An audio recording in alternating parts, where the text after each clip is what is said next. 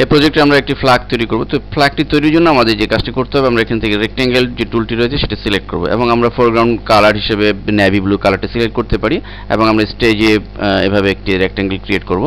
দেন আমরা এটিকে ফ্ল্যাগের রূপ দেওয়ার জন্য আমরা চলে যাব ফিল্টার মেনুতে এবং সেখানে আমরা ডিস্টর্ট নামে যে অপশনটি রয়েছে তার আন্ডারে আমরা টুইস্ট সিলেক্ট করব এবং টুইস্ট থেকে আমরা এখানে 45 ডিগ্রি দিয়ে দেব। দেন ওকে বাটনে ক্লিক, ফলে এটি ফ্ল্যাগের অনুরূপ হয়ে যাবে।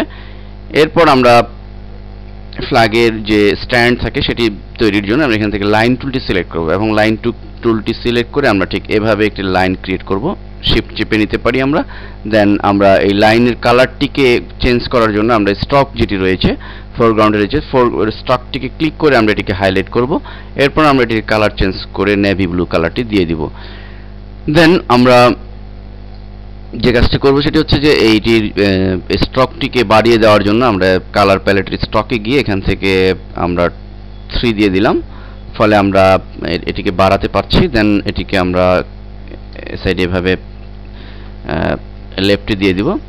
এরপর আমরা ফ্ল্যাগটিকে একটু মুভ করার জন্য রোটেট টুলটি সিলেক্ট করে একটু সামান্য উপরের দিকে রোটেট করে দিব যেন এটি পারফেক্টলি শো করে। এরপর আমরা ফ্ল্যাগের উপরে যে একটি সার্কেল রয়েছে ঠিক এটি করার জন্য আমরা রেক্ট্যাঙ্গেল টুলটি সিলেক্ট করে এখান থেকে যে ইলিপস টুলটি রয়েছে সেটি আমরা ক্লিক করে শিফট চেপে ছোট্ট একটি সার্কেল ক্রিয়েট করব। আমরা একই কালার দিয়ে দিলাম নেভি ব্লু। সেভাবে আমরা আমাদের যে সমস্ত অবজেক্ট রয়েছে সেটির মাধ্যমে আমরা একটি ফ্ল্যাগ ক্রিয়েট করতে পারি।